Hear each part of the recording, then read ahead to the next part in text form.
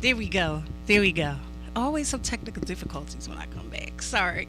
Hey y'all, what's up? This Nick Raw Cannon. Philly service announcement. Takeover Tuesday, Glockaware Radio.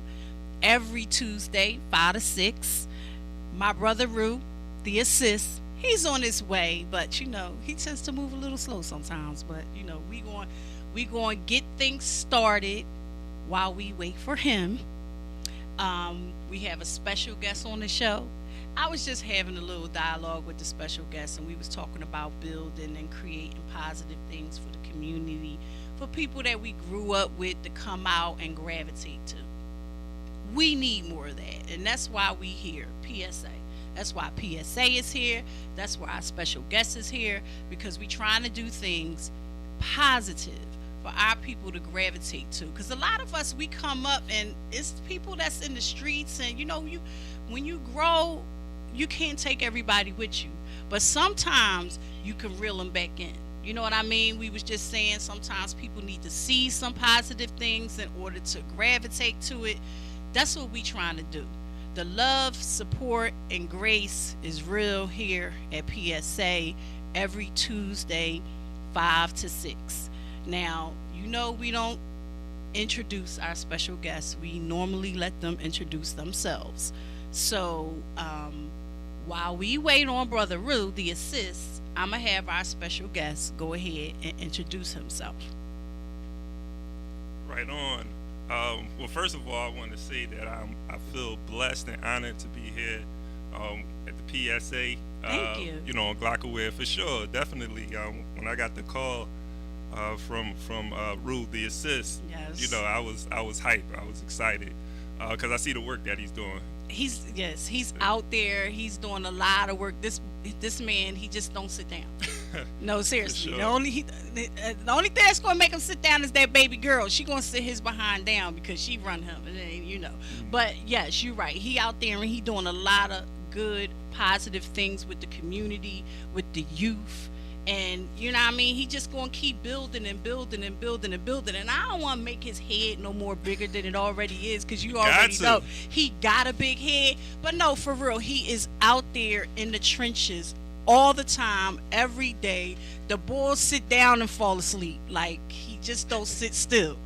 But he's here now, and I'm gonna let him. Well, our guest was about to start introducing himself. He ain't really get there yet. He was just kind of thanking us for being on the show.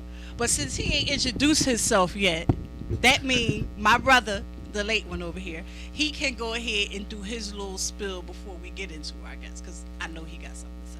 I'm gonna keep it quick because seriously, I'm really hyped about having my brother on the show, because he's one of those people that has an international view on what's going on with our folks.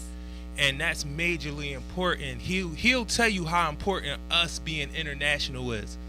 Like, seriously. Yes. He can tell you that. So, I'm the assist. My right-hand sister, she already said PSA Philly service announcement. You know what I'm saying? We got the do T's the on. You know what I mean? I be, Oh, what's taking in food Madeira? You know what insecurity. we do. I want you to, share that. What's there in Madeira? Y'all know what we do. We out there every Saturday taking care of our folks out there. Majority of the folks that live out there are seniors. They really do need us. They be out there at 8 o'clock and I don't care what the weather is. It was 14 degrees out, and our folks was out there to get the assistance that we was giving them, man. And it's a lot that come with serving our seniors. There's a lot of good stories. There's a lot of real information. It's just a lot, man, with us doing what we supposed to do as African folk, man. We're very communal people. We have always been a communal people. So that me giving is I'm receiving, it goes both ways. So I just want y'all to definitely come out if you want to volunteer. If you can get there, because I had folks come from West Philly come up there and get food, because they say, other people, they be wanting donations, but it's really pay. We got to do the ID, and then the food don't be no good.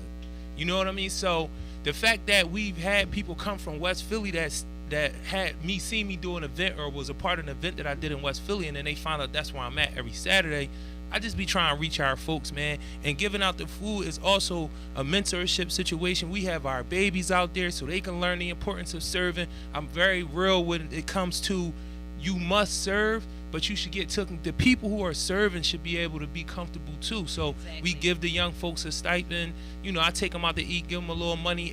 Any donations people try to give us, I allow them to know that those are tips, and they go to our young folks. No adults get none of that money. The young folks even handle the money. When we get the money, we give it to them. They split it up at the end. Erica Stewart always out there doing what she do. You know, that's what we do. PSA. They learn from that experience. Yes. If you think about it, it's a lot they learn.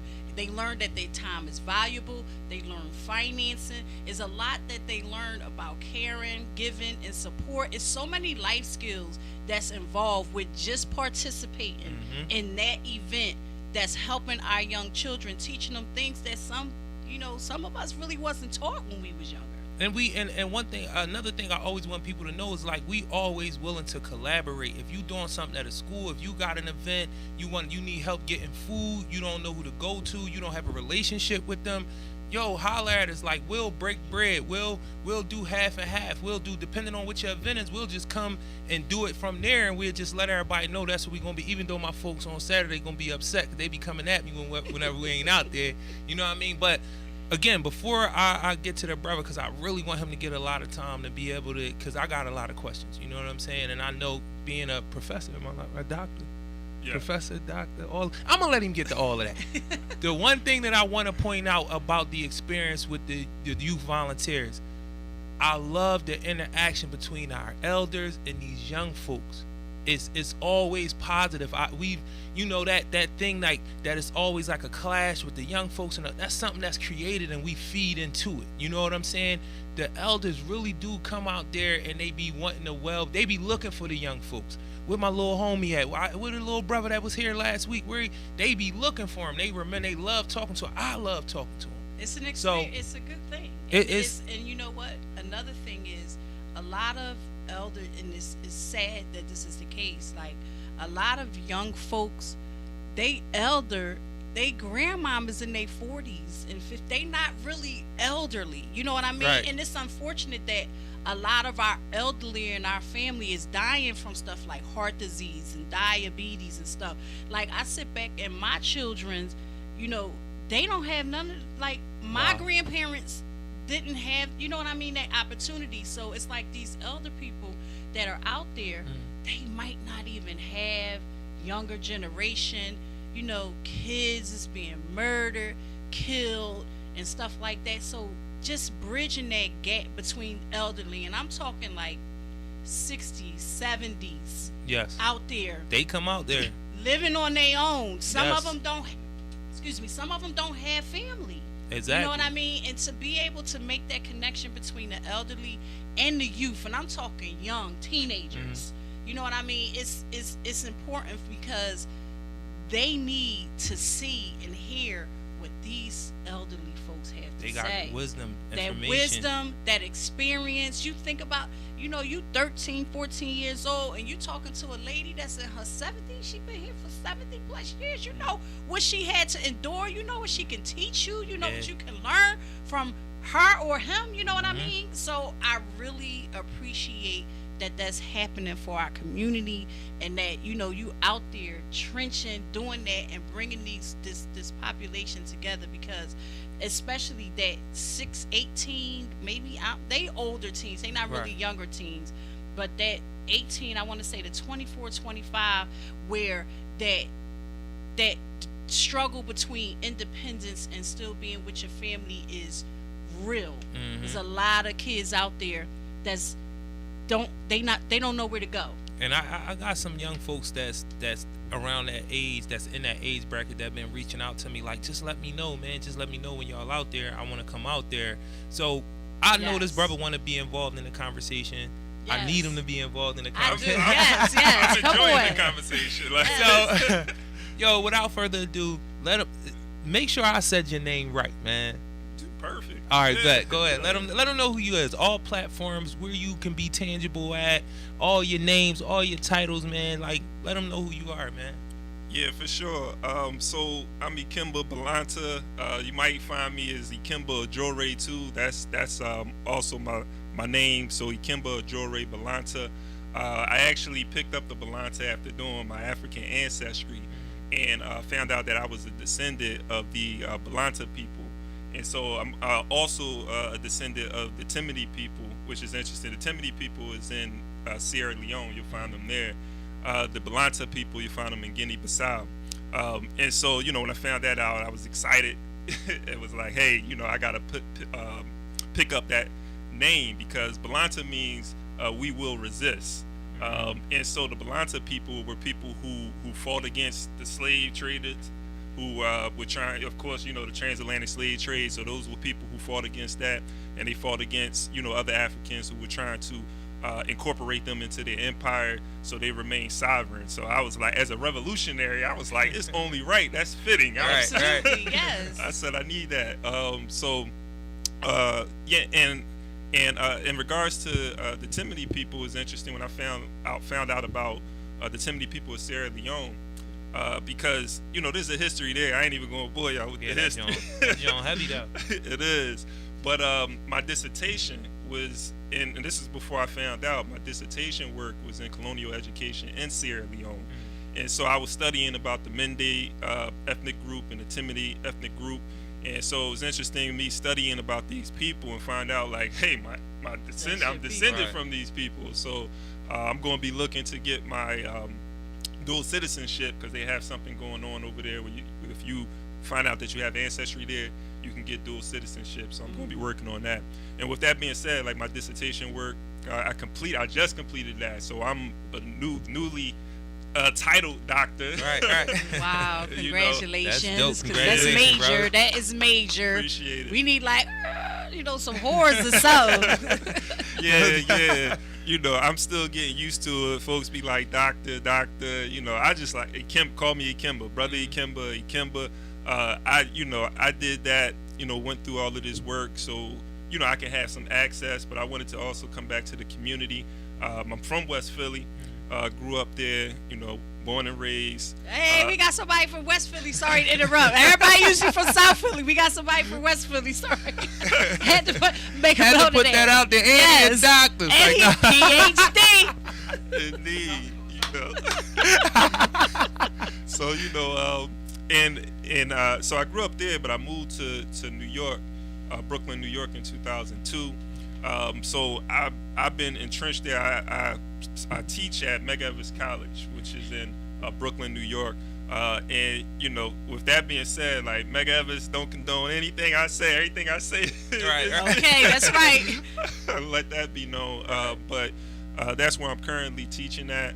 It's a predominantly black institution. I actually graduated from there with my BA. Went on and got my master's degree from Brooklyn College, and just received my doctorate from St. John's University. So that's like my academics. But outside of like the academic stuff, I've always been in the community organizing. Most of the work I've done has been in New York. But I got some plans for Philly, like particularly this year. But in New York, we had the Acarelli Leadership Program, which was a youth program that we actually ran out of Medgar College for 2 years. This was prior to me teaching there.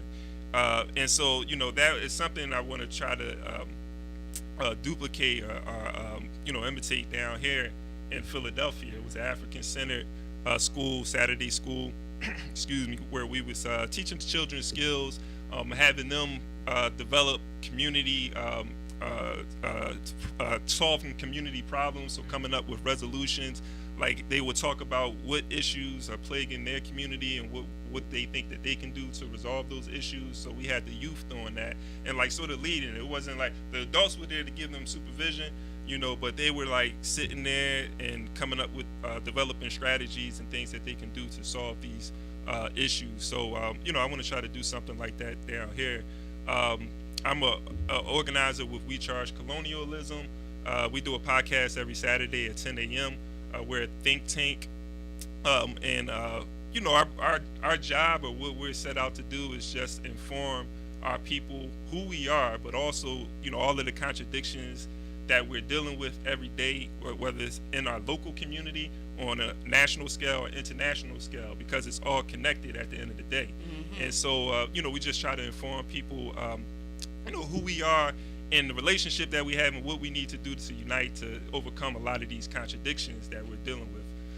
So another organization that I build with is Abundance in Ujama. And Abundance in Ujama, we're based in New York City and Brooklyn particularly, and we organize and do a lot of cultural stuff. But it's 5 different institutions that have come together. I represent an institution, which is the Go. I hope I'm not losing anybody, because I know there's a lot of institutions. No, but, good. They used to that on this show. They used to that. That's what we do. Yeah. For sure. So, Global Umbutu Foundation. And the reason I said that is not because the intelligence of the listeners is more so like, I know I'm talking fast and naming a whole bunch of different organizations. So but it can get complicated. Just For sure. So the Global Umbutu Foundation. For sure. Thank you. Good. The Global Umbutu Foundation is an organization that that I created in 2016, and so where I was going to go with that is, like, my organization and 4 other entities have come together to cooperate and show how businesses can come together as one unit, right. And to help each other fulfill our individual goals. So Jama is Swahili, and it means cooperative economics. It's one of the principles of Kwanzaa. And so, we took that principle and we're putting that into practice. And we do a lot of cultural events. We just had a dope Kwanzaa event on the first day of Kwanzaa, December 26th. Very successful. It was in Brooklyn. And so we do a lot of different, events like that. We have a Black History Month event coming up. Last year we did something for Black History, and we honored but all of that is on the website. That information is there. Check out the articles. I got an article coming up, that you can check out. That's going to be on the website in about a couple of weeks. Also, Global Umbutu Foundation. That's my entity, my institution. I'm on IG. I really just do IG. Facebook, you can check me at Akimba Balanta. But I usually just post on IG. Never got the Twitter thing together. We ain't doing Twitter neither. You ain't missing nothing. Black Twitter is big enough. Y'all not missing us too. Us 3. You on Twitter? I'm not. Okay. I think I got an account, but I never did nothing with it. I was just saying, I need to expand. Yeah. I mean, I think we need to be on. We have to be on all platforms. I need to be a part of Black Twitter. I got something to say. Yeah, I need to be a part we of got to Black be on all platforms, personally and professionally. Yeah, that's true. So that is true. We got to take that step. Carlita, hook us up. Carlita, hook us. Oh, Carlita is not feeling well. She had something going on. Anytime somebody tell me something going on with their tooth, I'll be like, yo, I feel for you. Go ahead, handle the BI, man. Listen, I gave she birth had a to dentist the appointment. She had a dentist appointment today. I don't know what they did to her, but she texted me like, I ain't gonna be able to make it. I said, yo, they must have did something to you, because she was on everything, but she was like, yo, my mouth is killing me. Like, I can't take it. So that's the Carlita. Carlita been riding. Shout out to her. Shout out to Carlita, man. I appreciate you for real. I appreciate your energy. You know, the love for just the mission of things. The support. You know what I'm saying? Exactly. She out there in the trenches, she be doing out the there work, in the cool not with just me. doing it on social media. She's everywhere. Out there. Everywhere I'm at, she find her way around there. Like, what we doing? And I'm like that, so I really appreciate that. You know what I'm saying? So, what is, before I get into, because I got 1,000 questions up. What is your resource? Like, what would you tell somebody? My resource is this, or a number of things. The information. I would say my network. My network and the information. I have to say both of those things, but just connecting people with other people. I love to do that. So resources is my network. Right. So if somebody's trying to, depending on what you're trying to do, you need some space. Want to do an event, and particularly, like, I will admit, like, I have a bigger network in New York, but I know some folks down here, and I'm continuing to build, but I can definitely, like, point you in the right direction and make a phone call, and make something happen. So I would say, like, the folks around me is my biggest network, man. The power is the people, man. Yes, it is. No doubt about it. Yeah. No, it is. No doubt about it. I had a conversation with my brother. He running for state rep. His name is James Wright, and that's like one of the central things that me and him talk about a lot. Be like, any conversations, any political conversations that we have around anything, whether you running, trying to get reelected, if you don't say nothing about the people that you're supposed to be serving, something wrong. And I hear a lot of political conversations, and you don't hear about the people. You don't hear about that district that they serve, whatever it is, whether they state rep, whether they city council, whether they senator, congressman, woman. Every conversation you should have politically should involve the people.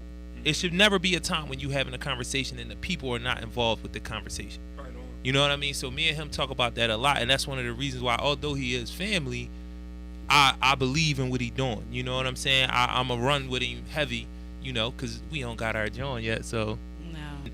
The power really is in the people, and if you say that you serve the people, that any conversations you have around your position, the people have to come up in that conversation. You know what I mean? And you know what I'm talking about. Like, you'll, even in academia or whatever, like, you'll get in these spaces and be like, well, who are y'all talking about? Yeah. Like, it's you know what I'm saying? Politicians the same these people, you know what I'm saying? So interact with each other. You got to come out with the people. What are we telling them from social media? Like, what are we telling them from the news? You know what I mean? Like, it's a real thing going on. Like, another young brother, before I ask you the next question about dual citizenship, because that's something that's big to me, and black folk need to really Africans born in America, no matter when you was born here, Africans born in America, right, we need to understand like being international. Dual citizenship is something that you can acquire. I had that conversation with people and they don't even be knowing. It's not even on their radar. But I have a young brother that I deal with a lot, and he's like 26, and he said, yo, I at like 23, 24, I just was peeping what was going on, and I felt like my people was being played with, especially black men. He is like, so I just start going to community events, political events, you know, non-profit events. He said, I just start walking in these joints. And he was like, the whole conversation is always about, one, grant money. Everybody talking about grant money. But then he said the part that really blew his mind was, I'm the cat that all y'all in here talking about y'all trying to save, and y'all giving these dudes awards, and he like, I ain't never heard of these people. And the services that you saying you provide, I never seen it. He from West Philly too. And he was like, yo, I'm one of these young boys that's in the street. Y'all waxing poetic at all of these events. I just walk in, because, you know, you can go into any of them joints. People don't know that. They don't be closed off a lot of times, whether it's a non-profit event or a political event. He like, yo, I'm sitting in the crowd like, I'm the cat that y'all talking about. I never heard of none of y'all. Y'all giving people honors about who they served and this, that, and the third. I never heard this boy. Like, how is he getting an honor for serving? But he got the thing. He got that grant money. He got the grant money. It's crazy. And what he gonna do with it? Because that was the inspiration behind me creating the Global Umbutu Foundation. Is because I was looking at these organizations out here receiving these grants and the work they're doing or work they're not doing, I should say. And I'm looking at the people in the community that's like doing from the neighborhood that don't have the resources and that is really doing the work, you know, taking, whether it's like sports teams or you know, they're just doing something with the children, cleaning up the community, just doing all types of things and just don't really have the resources to expand and have a bigger impact. And so I was like, let me create this foundation where it says, I talked to a senior, you know, one of our elders last Saturday, the Saturday before, and she was saying how, as a part of what you saying, how food insecurity is a real thing. She worked her whole life, you know what I mean? She got a pension, but her pension puts her right at the cusp of not qualifying for welfare. But none of these things has welfare didn't take into consideration the price of living going up, the price of food going up. So if she making $19,000 a year off her pension, now she don't qualify for welfare, but food is going up. So when she take care of all her bills, she's left without being able to buy food. So it's one of the reasons why I met her, because she comes out there on Saturday to supplement that because she can't qualify for welfare. And that's just one of those places where you need to understand access and understand applications and who you got to reach out to. And then it get to a certain point where it's like, no, the rules is the rules. There's nothing nobody can do for you. So basically what you're telling there is you got to do what you got to do to get your next meal. after you worked all these years, got a pension, did everything right, and now you can't eat because they telling you make too much money to get assistance from that system that you worked in all of this time. Because I think this she's like system has been the 66 years same old. system since Right. forever. Yeah. The system. Forever. Exploitation. Yes, right? exactly. It's Exactly. crazy, you know. Go ahead, my bad. I didn't mean to Well, I cut you was off. just really quick, just going back to the people too, you know, in regards to like that's the only way we're going to really make some change as well, is for people to begin to, because the power's in the people, the power's in the people unifying, you know, working together. And so all of the problems that we're faced with in our communities, you know, whether it's violence, drugs, you know, not having the resources or the access, like all of these things can be resolved, you know, if the people work together and not rely on politicians to make these decisions for them. Like the politicians, like they're in there. Once they get into office, there's a thing called political ambition theory. And so political ambition theory is the theory that office holders, their main focus is to seek higher office, you know, or to get reelected. So, you know, when they're in office, there may be some things they want to do in the community, but, you know, they're thinking about how they can, you know, get a certain constituency to support them. So, you know, maybe they'll put some resources in this thing, you know, give it to this church, this institution.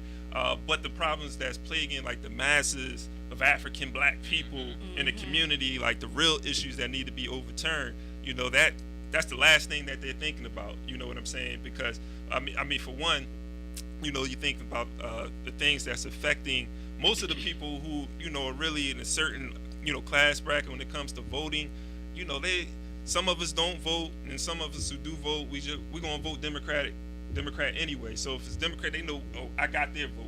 You know, I just got to make sure I get these resources from these people. That's what I'm focusing on. And so that's why it's just like we got to put you know, we have the power. So any sort of change or transformation we want in our community is going to be on us. Exactly. So allow people to know what the importance of having dual citizenship is, thinking more globally as African folk when it come to everything, you know, learning who you are, where your identity, politics, business, you know, because a lot of people don't know you could do direct business with other countries. If you have a business, you could literally do direct business with other countries. That's not a political thing. That's not, you know, an armed forces thing. Like, you could just be like, yo, I make car seats. You know what I'm saying? And I'm going to reach out to some companies in China that may, and I just do China out there, but that may make cars and I make seats cheaper because it's the assembly line process. So they buying all these different parts from different places to put the car together. And you can do that type of business. And a lot of us, we don't think globally like that. Not that we don't at all, but not enough, I'm going to say. Yeah, I mean, it's very important. If you think about with the technology, today, the world is a whole lot smaller. The world has been getting smaller since the 1500s, you know.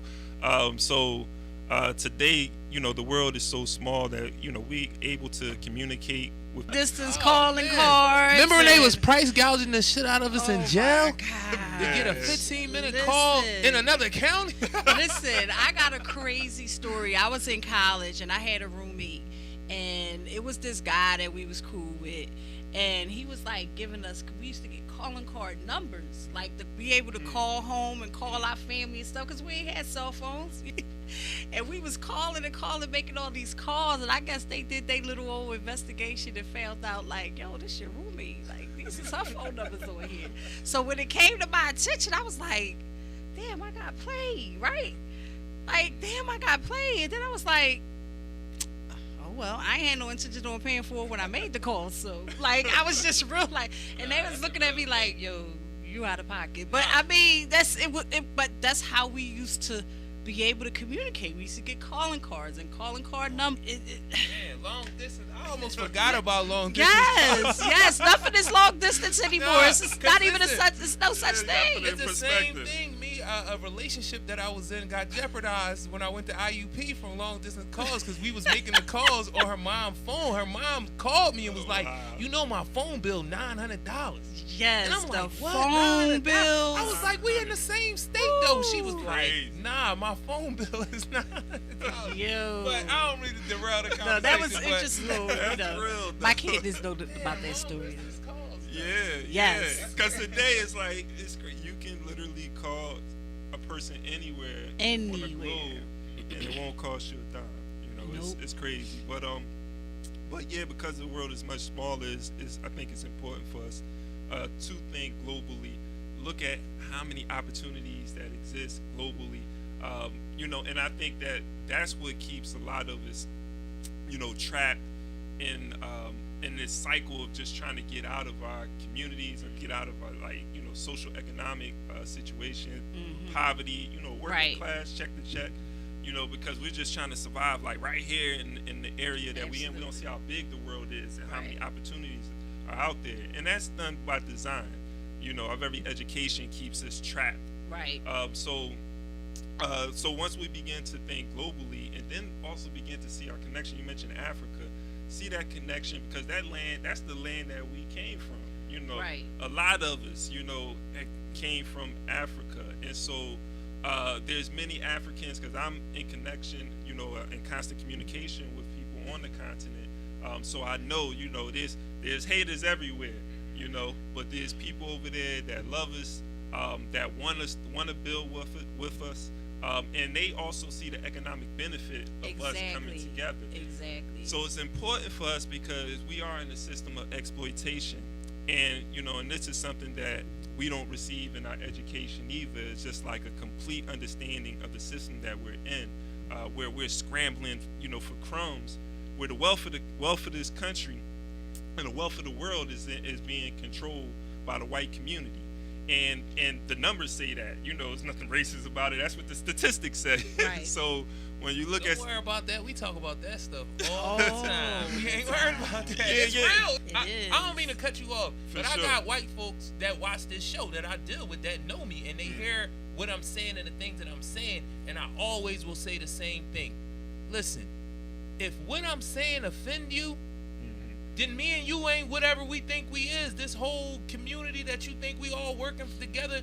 If you are not acknowledging what has happened to black folk in particular, you can point to a lot of exploitation. In Everybody this country. in this, you can point to it, but you know what happened, and it's still happening to black folk. So if you saying that me and you are allies or we are friends, we are in a human community, the things that I say shouldn't offend you. You saying that the white, and I know you know this, I'm just because that was going to come up today anyway, because I do have some white folks that watch the show, and I was like to myself, like, man, I wonder what they be thinking when I say some of the things that I say. And then it dawned on me, like, they see it the way I see it. If I'm really here to be a part of this human family, if that's what the call is, what you saying is real, and I can rock with it, and I'll defend it if somebody had something to say. If I put somebody on the show and they like, oh, he be talking about too much white people this, white people that, and it's like, no, because that's a real thing. You know what I'm saying? And it's not just the white folks. It's the thing, because that was the white to black folks, because our people have certain mentality as well, where, you know, they hear you say white folks and be like, oh, you know, that was racist, you know, and you're dealing. So it has to be an education. Black people can't be racist. Listen, we don't control. We don't control.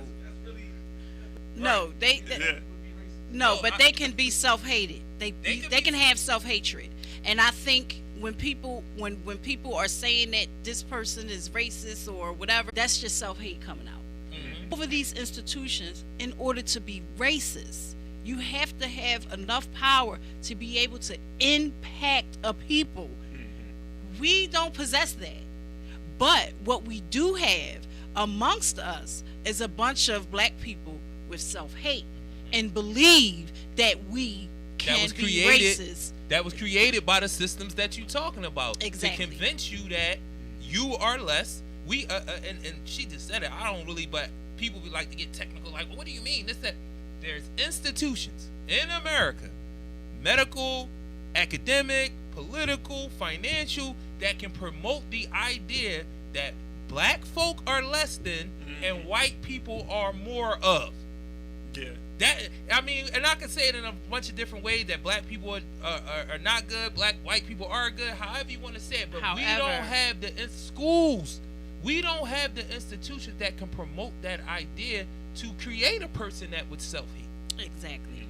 Those institutions really exist, and that's why we have that conversation of, can black people be racist? And I'm going to keep telling y'all, no. We can be prejudiced. We can be discriminatory. Exactly. We can be bigots. They can aspire to be racist. We can only aspire to be racist.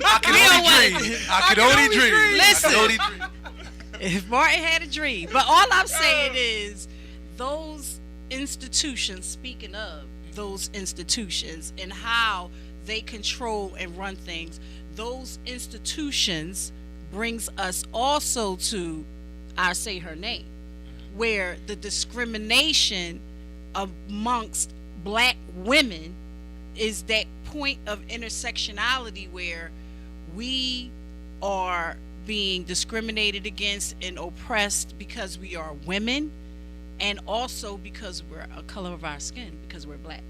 So we get the double take in the medical field and the business field, and it's education. It's all these systems that's in place that control the system and discriminate against black people, but the black man will get the job before the black woman. And which brings me to the conversation that we had and how we created the Say Her Name segment of the show, is because the black women are dying at the hands of police, if not more than black men. The same, or if not more than black men. But you only get one or two really good stories that go out globally across, and you hear about them, Breonna Taylor and Sandra Bland. And the reality is, like, in the last 10 to 15 years, over 200 and I want to say 50 black women have died at the hands of police or in police custody. But you don't hear about these women. You don't know those names. So we started the show, the segment, to Say Her Name, and I kind of want to just move in a little different direction this week. And I think the reason why I want to move in a direction this week, because me and my brother, we was having a conversation about our children earlier. And I'm a mother. I gave birth to 5 children, all after the age of 30. Don't believe them, y'all. Don't believe what they telling you. I never even paid that. Don't believe it, y'all. Yes, that's crazy. All after the age of 30. So don't even. Yeah, I'm in my 40s. Had one in my 40s too. But one of the things that I want to bring attention to is that we talk about black women not being protected, but black women not only are dying at the hands of the police, we're dying, period. We're unprotected, and we are dying at a rate higher than any other race. And one of the things that I found, and it's on my phone, and it kind of threw me off, is that pregnant black women especially are dying of homicide at a large rate. Pregnant black women, or black women who just recently gave birth, are dying at an alarming rate. And for me, a black woman who has been pregnant multiple times, I just feel like this is something that needs to be shared. So, and when I say dying, I mean at the hands of everybody. Black men, police, white men. And the crazy part about it is intimate partners. People who have had an intimate relationship, no matter the race. And it brings me to intimate partner violence. And, there was a young lady that was shot and killed, like, back in November after her baby shower. Did you hear about that story? That's the one. Is that the one in West Philly when the boy just came home, something like that. I think that's the one in the Southwest where the bull just came home. But I heard a number of yeah, it's crazy because I think it's not. I don't think it's the same. Yeah, I think this is two separate stories that we're talking about. Because the last article I read is that there's a $50,000 it's the same reward out there for some information on a person that rolled up and killed this young black mother and her unborn child. And we have to, as a community, protect our black women, and we have to, like, it has to be frowned upon enough so that if you see somebody on the street engaging in any kind of altercation or anything like that with a black woman, they need to fear that happening in public. They need to fear it being seen. They need to fear it being talked about or known, because it's a lot of things that lead up to intimate partner violence, and it's one of those things that we can actually, have a whole segment and show on, because it's a lot of, specifics and issues, and of course there comes into the mental health and stuff like that. But I just wanted to bring awareness to the fact that we do talk about black women dying at the hands of the police, but our major concern is black women dying, period.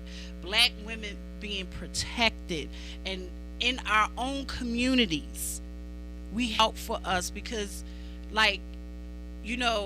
one of the things that I've always said is, it's black women out here that will be walking down the street and see a group of black men and will cross the street. The image that is being portrayed about our black men and how they care for and look after our black women is not good. And I know it's a lot of, the social media and the violence and the music and the hip hop and the bitch this, bitch that, the whore, fuck 'em this, all that crazy stuff.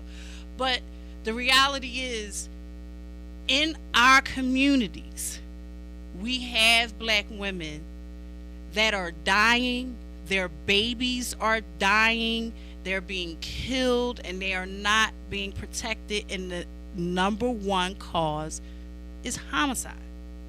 It's not because they're sick. When I read it, I'm reading through it and I'm like, how is this even a question? Like, you know what I'm saying? When I was reading it, I'm like, I understand how treacherous, and this is what I'm gonna say, and I say this a lot. I'm not even gonna go into a whole thing because I really want to hear what you got to say about it. We are imitation Yarugu, and I'm speaking directly to black men, because we, in that sense, we are imitating our oppressor. Yes. That's why we don't understand that the black woman is your source of power. It's your job to maintenance that. Your power is that baby. The fact that she brings that baby into the world, that's your power. Yes. The fact that if you got a black woman rocking with you, whatever you thought you could do, you could take that to somewhere where you never would imagine. It's limitless, because she is your source of power, and we have been taught by our oppressor that a woman is a lesser being. There's no equality. And it goes into feminism. Mm-hmm. And I know women going to shoot they shot at me, and it's cool because I'm always up for debate. Me and my sister had a conversation about the difference between a feminist and a womanist. Mm. Black women were the ones that started talking about being womanists, because they understood that the feminists only wanted to share in power with their men. They didn't care about other women. They were cool with other women and races of people being treated. However, just don't treat us like that. Exactly. That's what that was, y'all. Read about it. Read about how vicious racist that these first feminists were. Because think about where they came from.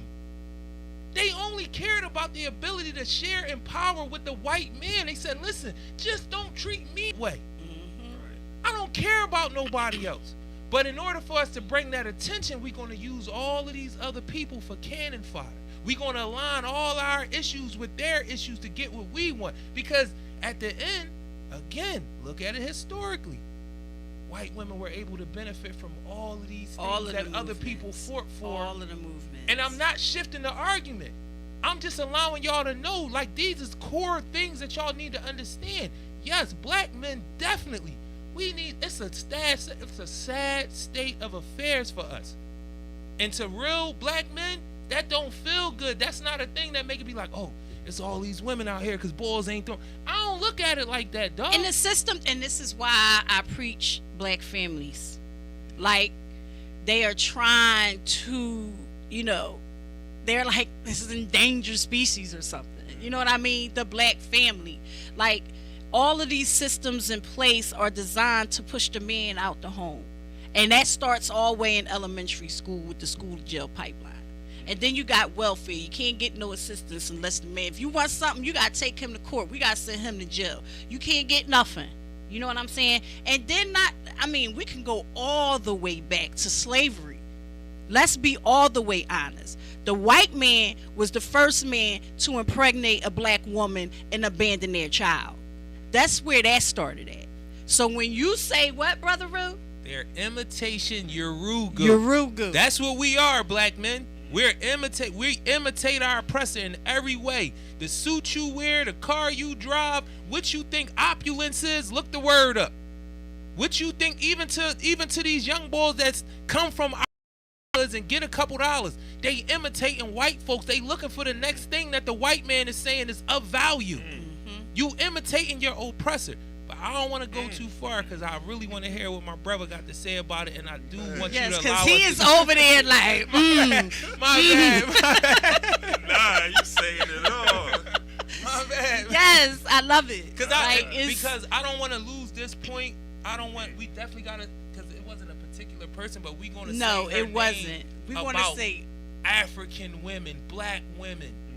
We saying our name for all the black women that are dying, homicide, medical negligence. It's so many areas that we're getting the short end of the stick.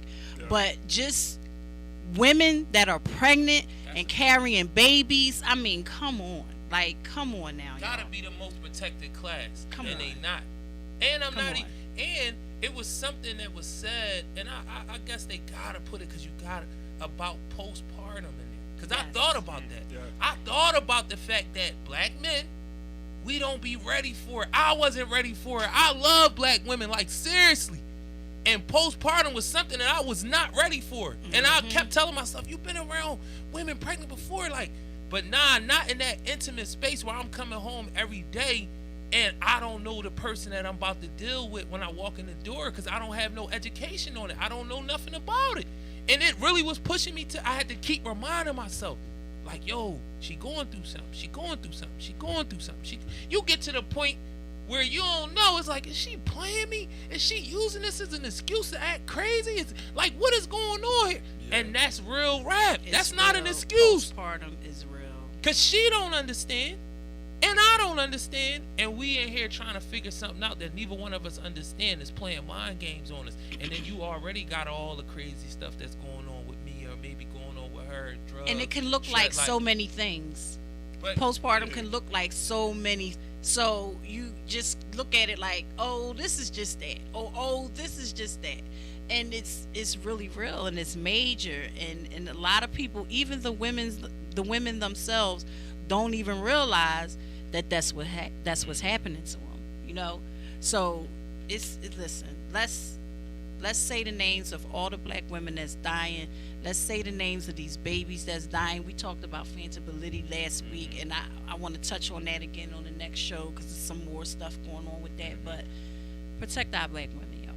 No doubt. Indeed. We got to develop institutions, too, so to prevent it from continuing to happen.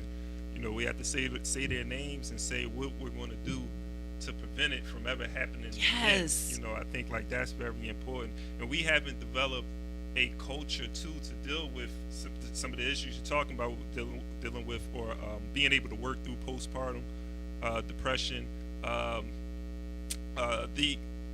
We're freestyle. A lot of us is out here freestyling. Like we're not passing on to our next generation. Like, are we going to teach our children how to deal with some of the issues that we had to deal with?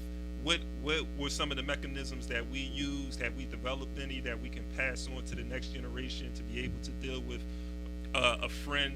We've all probably lost someone to gun violence. Did we develop any mechanisms so when our children deal with something like that, how do we make sure that they don't, they're able to get through that, Right. So there's a lot of things that we have to do right in that area.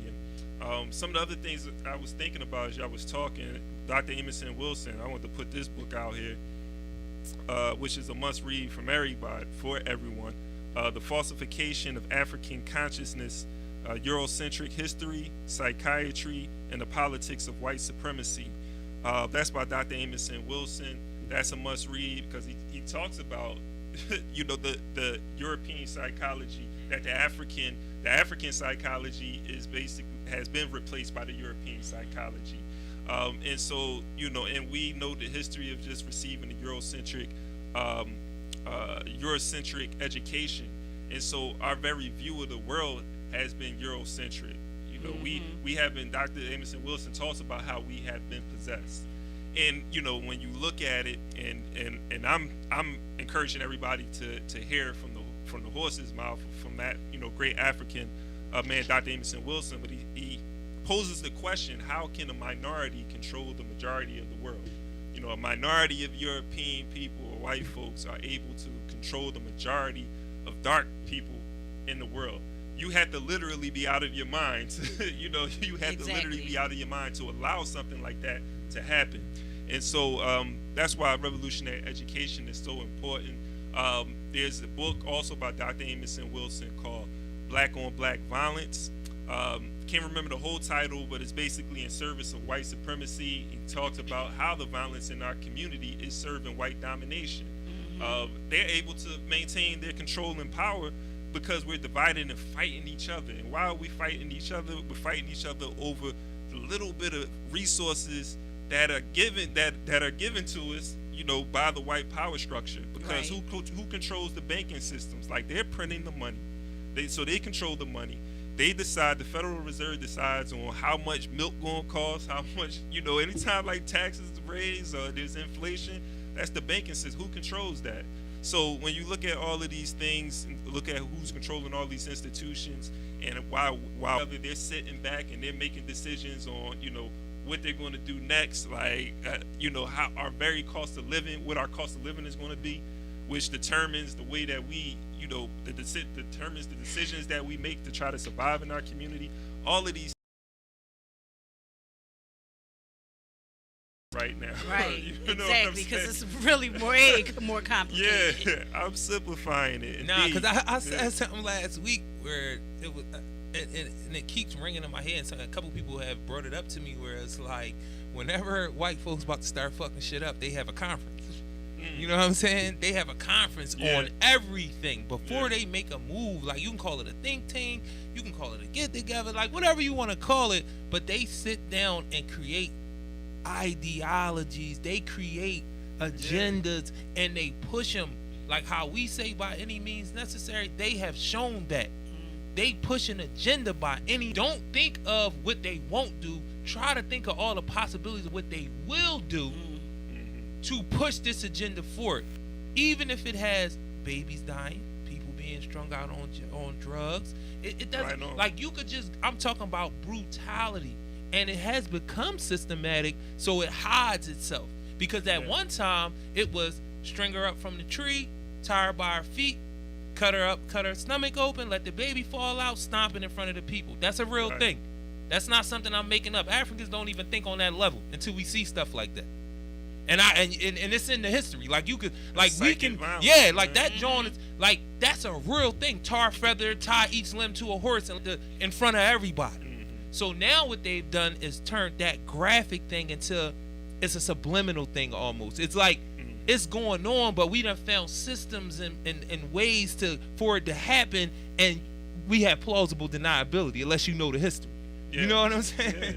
No, absolutely, man. And the physical violence comes with the psychic violence, and they do those things. They did those things to put that fear in the mind and the hearts of all of the black people who were watching that take place. Right. And the same thing happens today. Like, no matter how brutal the police are towards the black community. That psychic violence though is putting the fear in people's hearts where they don't even want to. Like the police come, they can choke somebody right in front of you, and you just gonna sit back and allow that to happen because of the fear of what the police may do to you. If you intervene, when that intervention can save someone's life. And that's a whole nother conversation.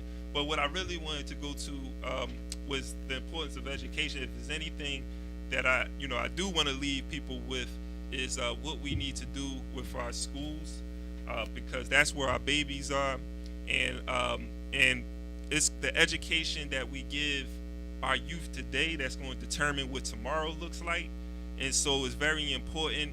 We don't want to be here, sit at this table 10 years from now and talk about what the adolescents are doing, in our community, the violence, the shooting, and all of that's taking place when we could have prevented it today, So it's like, what can we put in place today, and what type of education that they need, where the 8-year-olds and the 9-year-olds today aren't going to be 10 years from later those 18, 19-year-olds that's out there causing havoc, in the streets, right. running, chaos in our communities. So, we have to think, we want to do things now to transform things, but we also got to think about 10 years, 20 years down the line as well. Exactly. So are we thinking about what we're going to do economically in regards to internationally, right? Do we have an international plan? Do we have a local plan? Do we have a local plan, a national plan, and an international plan? Those are the things that we have to be thinking about. The international plan is very important because going back to the schools, if the children can see, and that's something that I want to do with the youth program that I'm going to develop, is get the children to begin to communicate, because the world is smaller now, whether it's Zoom or something, communicate with children in Jamaica, communicate with children on the continent, if it's in Ghana, Nigeria, Zimbabwe, so they can begin to exchange culture and begin to see that the world is bigger than what they live in. Yeah, and so that's one thing I want to do. But just another quick important point with the education is we need revolutionary education. The children need to learn how to be problem solvers in their community.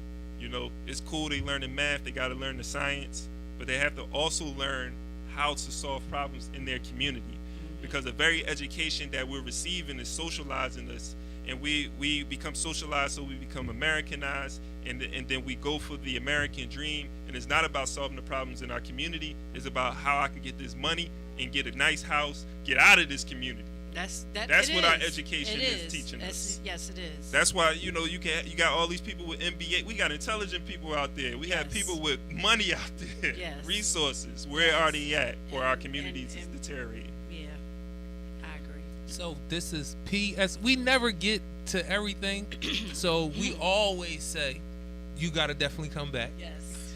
You know what I'm saying? You definitely gotta come back, we man. We definitely need more information on that youth program. Nah, for real. And just strategy, just different strategy. And you can, as y'all can see, he has strategy. He has the information. He does the research. So this is Philly service announcement. Let them know where you at one more time. You know what I mean? So they can know how to reach you. Yeah, most definitely. I had to put the org out there first. We charge colonialism on Twitter, on Instagram, on Facebook. We charge colonialism.org. Check us out, because we got the conference coming up. Want people to definitely register and be a part of that. Also, I want to shout out the Huru Movement, NPDM. I didn't mention them at the top, but check them out. There's also a conference that the African People's Socialist Party has coming up, and all of that. If you follow me, you get all the information. So Global Umbutu Foundation is Global UBUN2 Foundation. Follow me.